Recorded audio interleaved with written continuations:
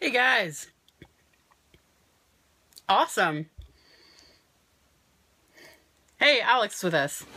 Cool. So, seeing some names that I recognize, that's awesome. You can do different colored hearts? I didn't know you could do different colored hearts. Hello from Ireland. Hi from New Jersey. Not as exciting as Ireland. So, guys, I've got a lot of questions actually about the whole Airstream thing that I've been tweeting, and I thought, why not make a video and explain? When we recorded our last podcast episode, Alex and I ended up talking about what it means to be the boss.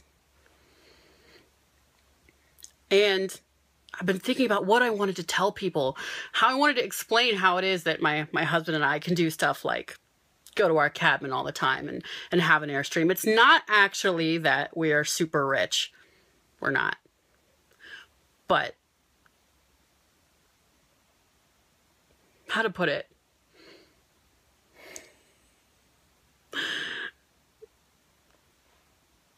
This will probably get me shot out here in the wilds of New Jersey, but I don't like Bruce Springsteen.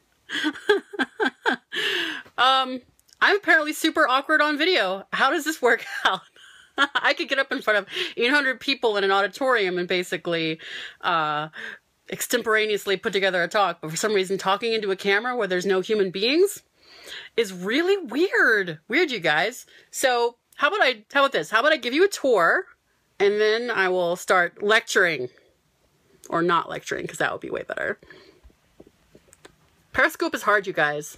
All right, there we go. So, for those of you who don't know what an Airstream is, it is a travel trailer. I'm going to go outside and walk back in. Glorious campground. Glorious husband in the shade here. So, Airstream travel trailer is a fancy aluminum tube pulled by a giant truck, in this case our giant truck. It's an RV without its own engine and a door that's really hard to shut. We've got the 30-foot long model, so it's got this L-shaped sofa that turns into a sleeper, a dinette that turns into a sleeper, a kitchen that surprisingly does not turn into a sleeper, TVs, cabinets, microwaves, refrigerator that's actually bigger than most European apartment models, wardrobe, shower, toilet rooms in here, not that exciting, and a bedroom in back. Now the feature of Airstreams is really awesome. They don't do slide outs, they don't have nearly as much space or storage as most travel trailers, but they're designed a little better inside. Much better industrial design. And they're very aerodynamic, which is also a plus. If you're hauling 30 feet down the road at 60 miles an hour, it's nice if the air doesn't particularly catch it and pull it away, because that's pretty scary, frankly. So somebody asked, how do you internet? Yes, we've got air conditioning. It actually has 2 air conditioning units. The air conditioning is actually ducted. Check it out. Those are air conditioning ducts. Sorry, there we go. That you can swivel, and there's the intakes.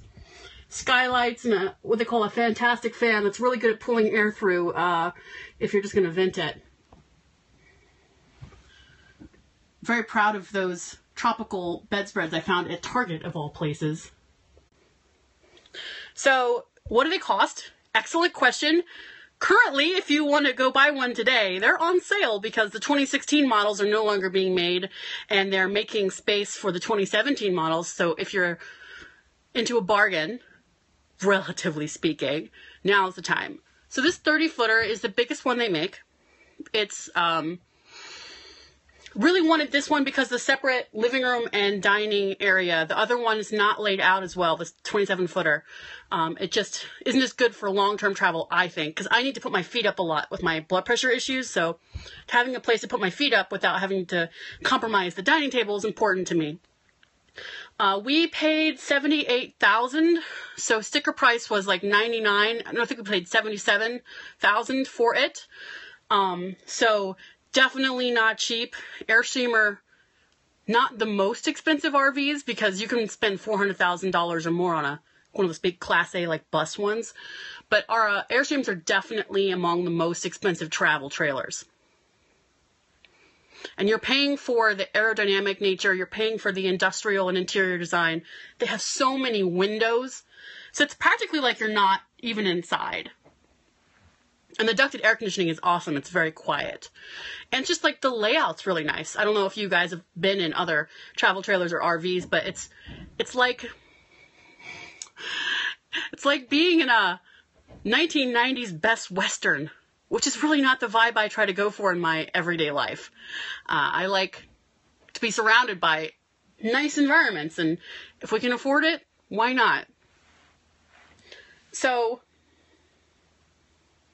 that's why we bought the Airstream. This is the Airstream we bought, obviously, and big fat truck to pull it, of course. All of the windows have blinds like this.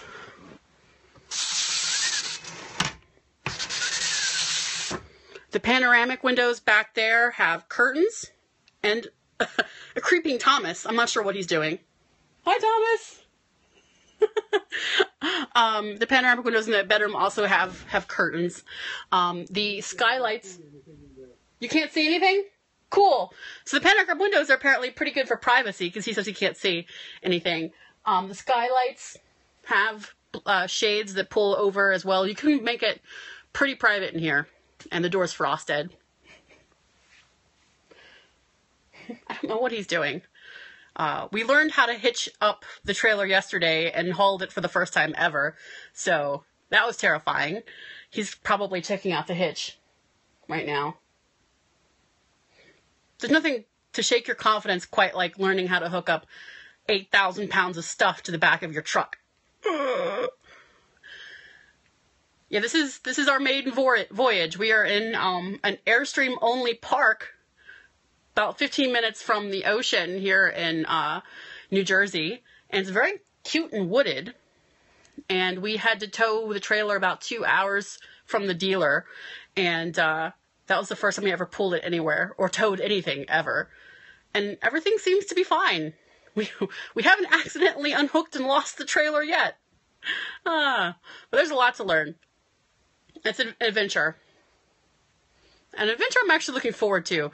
And part of the reason I wanted to get on these videos with you guys is because when we were searching for information about these travel trailers, there's really not much out there. Most of the RVing videos are either big RVs, which have very little in common with us. They like don't have to hitch. They don't have to do a lot of things. Some of them have full-size bathtubs and showers and full-sized refrigerators and dishwashers and things, which of course this doesn't. And they don't have to hitch up a tow vehicle or buy a tow vehicle because they don't tow. They drive themselves. And almost all the people who do this are old. Like, they can't do it while they work. They have to wait until they're retired and they have free time. Which kind of sucks because by the time you're retired, you're probably less able to enjoy it than you would be if you were, say, 30. And I really feel that.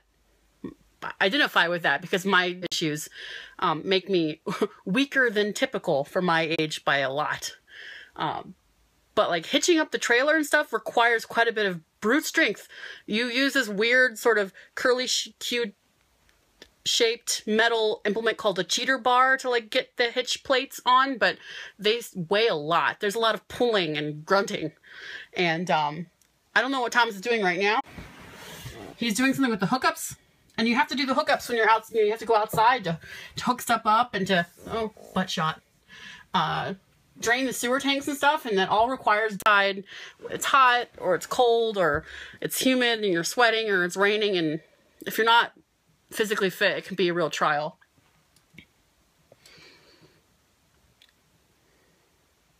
It's so quiet in here when I'm not talking. The Airstream's really well insulated. Sewer thing's not bad, actually. I mean, there's actually how-to videos online that show you how to do it. It's definitely was scary, You release the tank, and then you run the gray water, like the shower water and stuff, which is not really dirty, through it afterwards to flush it. Not a big deal. There is LTE here in this particular location. We haven't fully figured out our mobile internet situation yet. We definitely want to work from the road, which is kind of the topic of this video stream, is that we're doing this so that we can go on long road trips, so that we can go explore the country, and I won't be in horrible, disabling pain like I have been on our past few road trips, because I would spend about 2 hours a day trying to find hotels or motels along the route where the beds were soft enough that they wouldn't destroy me, but it's been difficult. What's going on, babe? So hot outside. Well, I hate to break it to you, I turned the AC off. Still super nice inside. Okay, cool. The AC is still too loud to broadcast with. We do have LTE here. Obviously, a lot of places we want to go probably won't have LTE. So there's actually specialty bloggers who only write about what equipment to get and what service plans to get to have internet where you go. But of course, sometimes you just won't. And that's okay. Our business can withstand us being offline for a week or two at a time, as long as we plan in advance.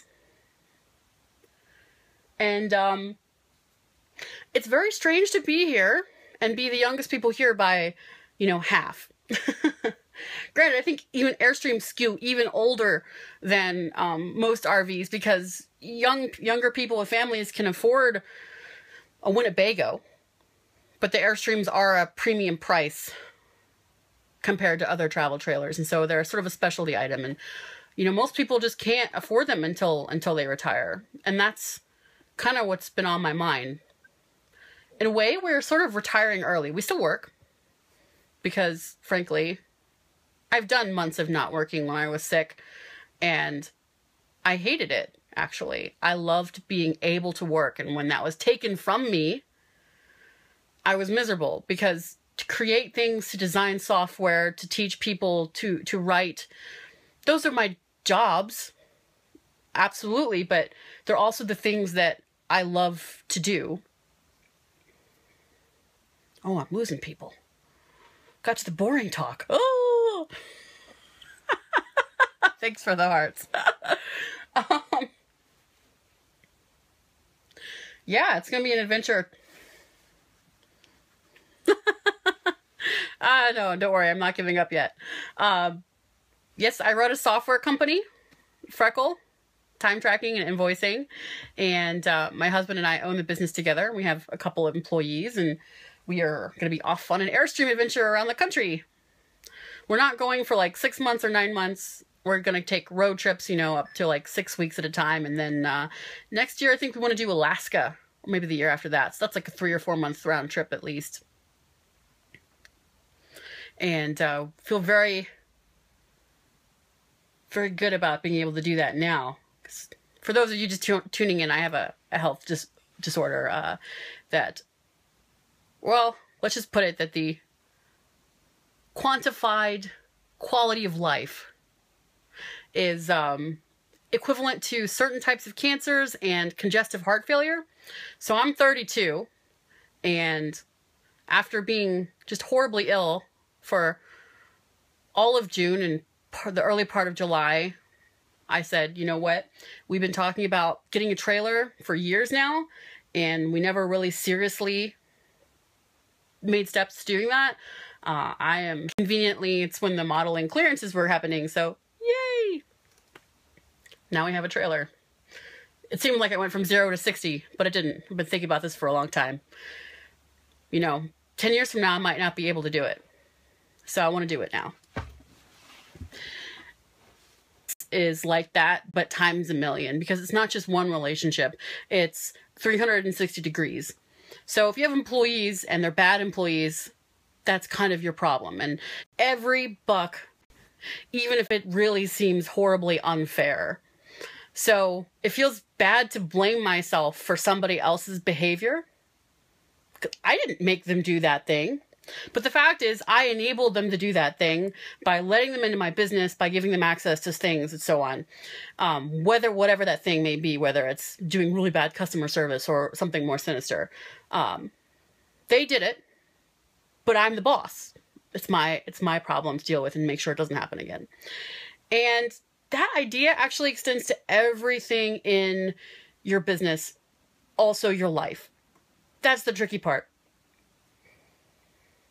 I have so many wonderful, wonderful, talented, successful friends who I think look at this Airstream thing and look at the other stuff that we do, the time we take off, the travel we do, and think, I wish I could do that.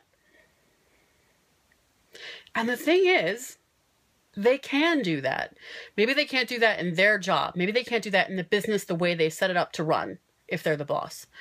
But when you are in control of your career or in control of your business, you can choose what type of business to make or what type of job to take. And that's a hard understanding to come to. It's really difficult because nothing in life is set up to teach you that. You are taught from a very early age, and by you I mean me too, because I went through this process. Go to school, get told what subjects to take. Okay, you're interested in this subject for 45 minutes, now we do something else. The work is assigned, and then it's graded. But everything is handed down from on high. Even in like high school or whatever, you have to choose from a variety of subjects that are offered. You don't get to say, oh, well, I want this subject that you don't have. In high school, I tried to take Latin. Latin was in the catalog, but only like 6 people signed up for Latin, so Amy didn't get to take Latin. Amy had to take German instead, which, by the way, was a total waste of time. Wow. Foreign language education in my school was not good. Thomas still makes fun of me for the mistakes I made when I moved to Austria. But the idea is you have this catalog of choices that's someone else to find, and you just kind of pick from it, and that's the most agency you have. Well, that is not being the boss. That is being a customer. Only in the case of school and a lot of jobs, you're not a customer who feels like they have a lot of power. But choosing from a menu is definitely not being in control. Being the boss means that everything is your fault or responsibility in the long run. But that means that everything is under your power in the long term. So the business that Thomas and I run is a business that can be run very easily. Our software as a service Freckle is not like super mission critical for our customers. Do they need it? Absolutely. Will their entire business grind to a halt if it goes down for 5 minutes? No. And it almost never goes down. We're very good at managing that. But it's not, no one's going to die. No one's going to lose their job. No one will be more than slightly inconvenienced if Freckle has a hiccup. We have all these redundant systems and backups and stuff because it's our responsibility to care for our customers' data. But we don't have to lie awake at night hoping the server doesn't go down. That would suck. We don't have to be on call all the time. That would suck. I have friends who run software as a services that are amazing and powerful and absolutely mission critical. And they have to leave parties if they get paged. They have to break out the laptop at a dinner party and fix some critical server error. And it's really tough to watch them do that because they don't seem super happy about it. And we started a business like that. We started a business called Charm, a customer support tool, which personally I still want to revive. But we were having these issues and we got a vision into our future life where we wouldn't be able to go on vacation or go offline for more than a few days at a time. And sorry, my hands started twitching. I should get a tripod like a professional person. And we actually realized that we didn't want to live that kind of life. We couldn't just be happy providing a bad service to our customers. That would have made life easy if we didn't care. And therefore, we would be on call all the time because it would literally stop people from being able to do their business. If our customers couldn't communicate with their customers, that's awful. So we decided, after having spent something like $180,000 of our own money to develop this product, and like 1.5 years of our lives, we shut it down. It was making money too. We would have definitely done very well off that software product. It was making money in private beta. And we shut it down because I had seen and I didn't want to do it. So we run a little software as a service called Freckle that is easy to maintain and cheap to run. And we don't have to stress about it, which is really nice, which means that we can do things like act like we're retired early and go and enjoy our lives while I can still get around. And that is really, really important to me. And that is the message I want everyone to take away. If I could just shake all my friends and all the people I know in business and think, you don't have to be this stressed. You can actually design a business where you can make the money that you need to do what you want to do now and not be on call 24/7 and not be constantly jerked around by your customers and not feel like you have to be always working. Because a lot of that's employee mindset or customer mindset. Someone gives you an option and it's like, oh, you can have a job and you can check out at 5 o'clock and that's that. Or you can be an entrepreneur and be on call 24/7. That's kind of what people tell you, right? They don't say you can design a relaxing business where you can work 30 or 40 hours a week, or maybe a little less if you want less money, and then go anywhere you want. The people who say that tell you you can run a business on 4 hours a week, drop shipping supplements, which everyone else could do because that makes sense. Dude, there's a bird. Oh, the bird's gone. We're in the woods. Funny how that works. There's an entire gradient of choices. It's not a menu of 5 classes you can take or 5 lifestyles you can have. There are so many more choices. There's a choice where you run a software as a service that's, dinky and nobody cares about it, but it just quietly earns $700,000 a year like ours does. Why not? No one's writing articles about us. I didn't make 30 under 30. Doesn't matter though, because we get to do this. And we can do this not because, again, we're super wealthy. We do very well, but if we worked at Google, we'd make 2 to 3 times as much money easily. We can do this because we can live wherever we want. And we live in Philadelphia, where our house was less than the price of a closet. In New York, for example, our entire house and our car was like less than the price of a closet in New York. Somebody asked what the profit was. So our business last year grossed over $1 million for the first time ever. $1.055 million. Yay. That was a little ironic, yay, because I almost feel bad about crowing about it. But hey, we hit $1 million, which is pretty awesome.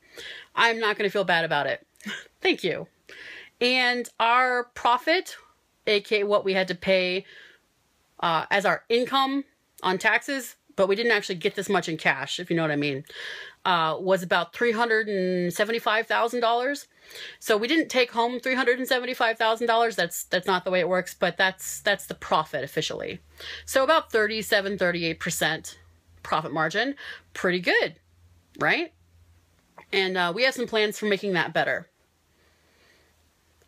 I think that if we worked harder, nose to the grindstone, 24/7 entrepreneurship, writing articles on Medium, working so hard, daytime, nighttime phones, all that stuff, we could easily have a much, much more revenue generating business. But I just don't want it.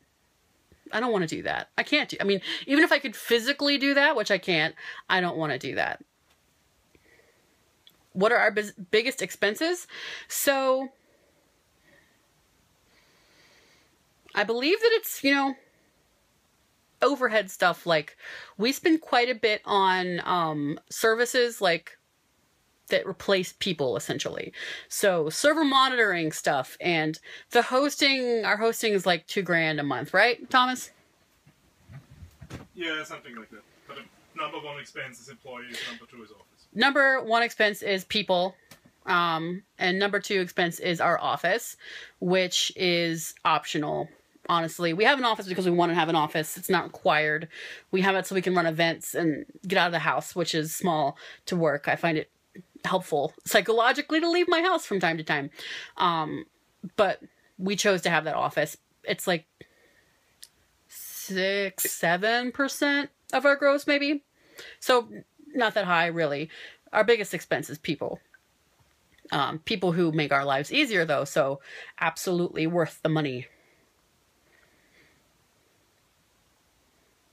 Any other questions I can ask? I mean, answer? That's the word. Ah, answer. No? Everybody's silent? Cool. I'll just keep talking. Cool, that's a good question. If we had unlimited time to start new things, what excites me? What would we do? If I had unlimited time, I would bring back Charm, the customer support tool, because unlike most customer support tools, we actually helped you build better relationships with your customers and get business insight out of feature requests and bug reports and so on. Someday I'm going to bring that back, but I'm going to have to hire a team to do all of the grunt work and running it for me. So that's down the line. Our customers, our former customers who were so kind to us when we announced that we had to shut it down and we refunded their money, still occasionally ask us about it. So to me, that's a sign that we should bring it back. I'm not super into like innovation, blah, virtual reality, augmented reality, Pokemon, apps. I don't really care about any of that stuff. I feel like the basics that we have to deal with every day are so bad that I would like to go in and redesign all the basics. I would like to redesign customer support tools. I would like to redesign project management software. I would like to redesign goal trackers, and I would like to redesign email, which Charm was actually my first foray into designing email, and people loved it. Please don't mention the word tax. I have a complex about tax paperwork. It makes my brain feel like it has exploded in a bad way. I hire professionals to do that for me. That's expensive as well, but well worth it. Yeah, I tentatively want to write a book called Screw Innovation, Everything We Have Now is Shit. I did write a couple of drunken blog posts about this, ranging from magnets and index cards to event scheduling software, and people really liked those blog posts, but other people tell me that that's way too incendiary, but I might write it anyway, just because I feel like it. That's what I'm passionate about, really. It's making the basics better, which is, by the way, what we do every day. I get to do it all the time. I get to help people learn how to run businesses that, you know, make money by helping people and are durable because they deliver real value and don't require them to work 24/7. And our time tracking software makes all of our customers very happy because it is so pleasant to use. Time tracking is something that everybody hates doing. Nobody's like, yay, I get to track my time. Yee. But because of the design work that we put in and the extra amount of implementation work that like Thomas put in to make the interface work so nicely, people actually write us and say, Freckle makes time tracking fun. Sometimes they say Freckle almost makes time tracking fun, but to me that's still a win. Because time tracking is right up there with writing expense reports or invoicing or doing your taxes on the fun scale. Squeaky Toy says, we accept the software we think we deserve. I don't think that's true, though. I mean, there's just not a lot of options. For the most part, there aren't superior options to the basics. There really aren't. Or if there are good options and people flock to them, they're venture capital funded. And so then they either get bought and shut down or run out of money and shut down. So a lot of the like superior options we've had have just disappeared because of the venture capital thing, which, as you know, probably if you're my Twitter follower, I rail against all the time. It's kind of like my whole business thing with the 30 by 100 entrepreneur stuff is screw venture capital. For so many reasons. Squee says, we accept awful things too enthusiastically. But it makes sense, right? When something is like really, really terrible, and then something comes along that's only kind of pretty terrible, that seems like a huge improvement. Most people aren't designers, they aren't inventors, they can't tell. They can't tell what they're missing. They can't imagine what it is they're missing. Believe me, every time I used to tell people, oh my God, time zone software is awful, they were all like, meh? And I said, but it doesn't follow the basic rules of how time works. And they're like, okay, crazy lady, I'm backing away now. And then I designed every time zone, and people were like, this is amazing. It wasn't their job to come up with better solutions. They couldn't tell, you know? They can't tell. I think we need better software design literacy, but no one's really teaching it very well right now. We need to basically lock Alan Kay in a room and make him do nothing but produce informational videos. Nobody tell Alan Kay I said that. That would be creepy. Getting lots of hearts for my kidnapping Alan Kay fantasies. I appreciate that. What does the inside of an Airstream look like? Well, I did a tour earlier. I don't mind doing another one real briefly because it's actually... Empty, son. Yeah. Oh, good. I'm glad my husband's not naked. Cool. Okay, so it's 30 feet long. This is the door. Ta-da! This is the campground, which is not super... These are our flamingos. The campground itself is not super notable, except that it's really close to the shore. So you walk in, and there's an L-shaped sofa, which is the trademark of this longer design. This turns into a bed. Cabinets and nice big windows. Dinette. This also turns into a bed. Kitchen does not turn into a bed, surprisingly. TV, cabinets, fridge, freezer. Bigger than most European ones.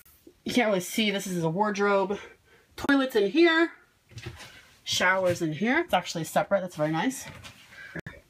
With the beds and all the windows.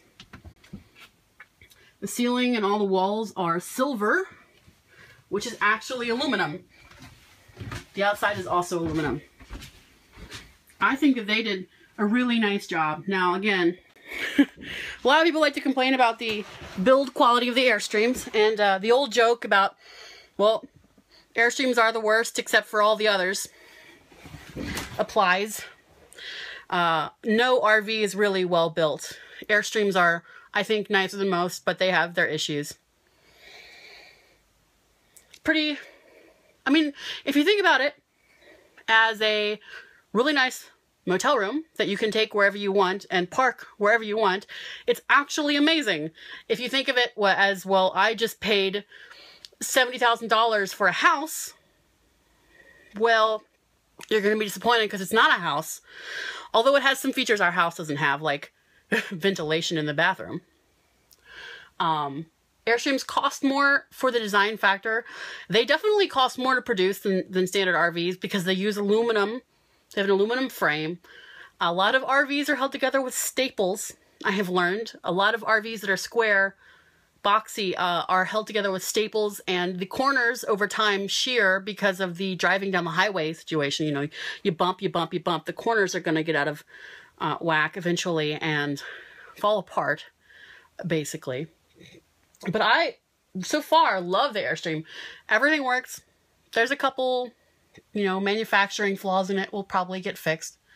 But for the most part, the feel of the interior is so nice because of all the windows. The aluminum is just higher class than the typical, like, wallpaper and fake oak cabinets you get in other RVs. I like it a lot. I feel like this is something we could spend several months in at a time, which is our plan.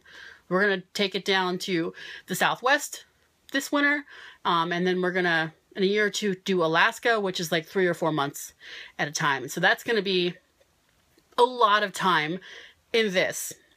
And so I want the environment to be nice.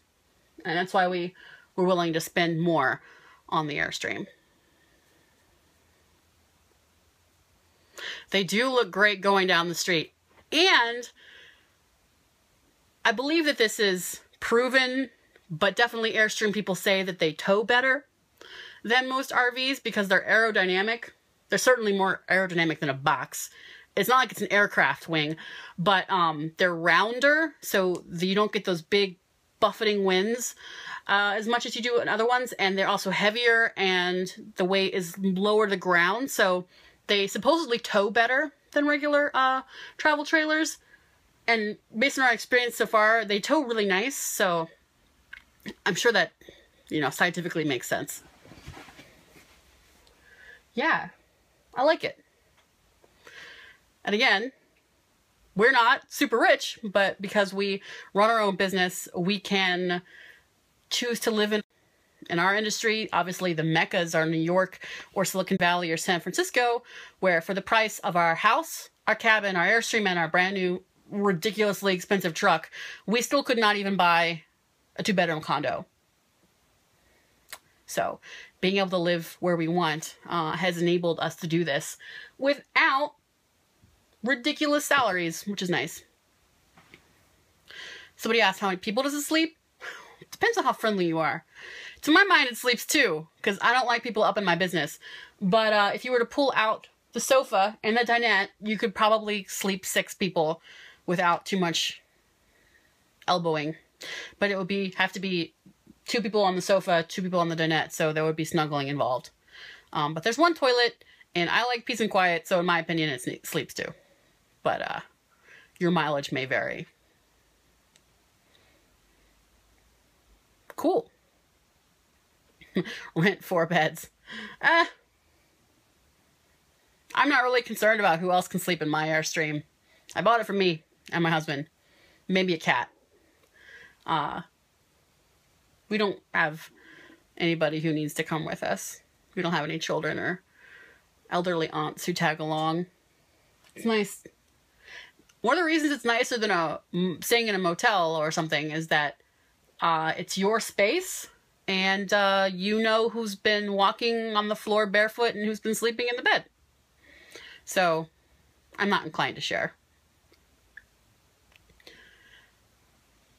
Freedom. Freedom's the word, right? You're right. That's the word that I kept using when we bought it. The thing is, buying a travel trailer doesn't give you freedom. Being able to travel gives you freedom. The travel trailer gives you a place to sleep. And now camping in a tent will give you far more freedom than the Airstream, because you have to find a place to load up its water tanks, dump its water tanks, get electric, or if you want to run the air conditioning and it's hot and you don't have hookups, you need a generator. It's quite large. 30 feet is not a huge travel trailer, and it's not as wide as most travel trailers either. It's much narrower, in fact. But you still have to find a place to park it.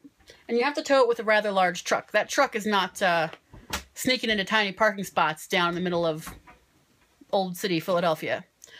But it gives me the ability to go places without constantly stressing that the bed in the hotel room is going to make me want to die because my pain levels are so out of control. And you can never tell before you show up at a motel what the bed's going to be like. So it's great to be able to bring our own mattresses. Hey, babe. Cheers. We also have a kitchen, which is nice. We can cook our own food. When we did our 3-week road trip around the Southwest this past winter, we ate a lot of food out because, you know, motels don't usually have kitchens. And we didn't want to spend $300 a night at extended stay hotels. So we ate a lot of food on the road, and I honestly just got to the point where I didn't want to eat at a restaurant anymore, and we would just get chicken nuggets from Sonic because they're the same everywhere. We have our espresso pot machine, which is life-saving. Oh yeah, that's my best friend. Speaking of, we can travel with our buddy Nespresso. That's pretty awesome. And our capsules. This is great. Glamping at its finest. Yeah. So it's less about freedom, honestly, than it is about, I think, control is maybe the more accurate word. This trailer gives us control. I like control. That's why I like being the boss. Oh, that's loud. I don't know if you guys can hear that, but it's such a sweet sound. Periscope also transmits smells because the smell is awesome. No, Periscope doesn't transmit smells, which is probably a good thing. You know how good like a real espresso. I mean, this is not real espresso. This is kind of like okay enough, but like after 3 weeks of traveling around without having like espresso, like I don't know. The closer you get to the like physical like geographical center of the U.S., the harder it gets to get good coffee. So yeah, accurate. I turned the camera back to me. Sorry, Mr. Cheers. He cheers to you all. That's a very good point. When we drove around the Southwest, I've blocked off the memory of trying to find actual coffee. It was very difficult. It was also, sorry about that, my hand's shaking, also quite hard to find vegetables in an entire swath of the middle of the country. We went into a hotel in Texas, and we asked the clerk where we could get a healthy dinner, and she said, I said, hey, can you tell us where we can get a healthy dinner? And she said, healthy? And I said, you know, with vegetables and stuff. And she said, vegetables? Can't make that up. I mean, it's a great story, but we ended up having to go to the grocery store, and their selection of like ready-made vegetables, well, 2 of the 3 options were pasta. So I was so happy when we got to New Mexico and actually was able to eat something that grew in the earth and had a green color that wasn't pesto with pasta. So being able to travel with our own kitchen is great. We can cook our own food. I don't know about you, but I actually really get sick of restaurants. If anybody has any questions about how we are able to do this, or working from the road or anything, yeah, right. Welcome to my body. Hope you enjoyed it, troll. Any actual questions about working from the road or traveling while running a business, which we've done many times, I'm happy to answer.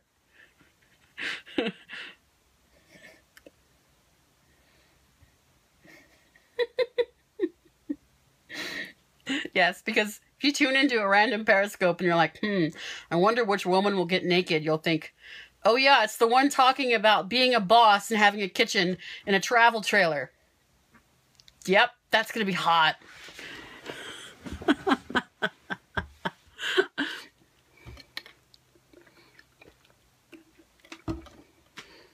No questions I can answer? It is hot. It's true. It is hot. The air conditioning's off. You know. How's that song go? I'm not going to sing it. No questions? Cool. Well, thank you guys for tuning in. I hope this has been interesting or informative. If I could tell you to do one thing, it's to look at your life and say, well, where can I be more of a boss than just choosing from the options that people give to me? Because the options are bullshit. You can make your own option. The pillow says, always good vibes. It's so hipster.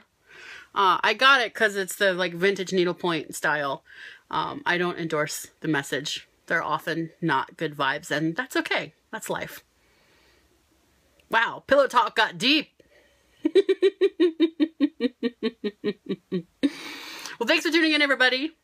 And if you have any questions about traveling while you run your business, or setting up your business so you can run it while you travel, to give yourself that beautiful early retirement feeling, freedom, or control, whichever word you prefer, I would be happy to answer your questions. Thomas and I have traveled up to 3 months at a time out of suitcases while running our business, and I have a lot of tips that will probably be useful. And Thomas wants you to know that we'll have a YouTube channel soon about our Airstream stuff, if we can actually get Wi-Fi fast enough to upload the videos. So look forward to incredibly cheesy unboxing and travel videos for no purpose whatsoever other than to amuse you, coming soon. See you guys. Thanks. Bye.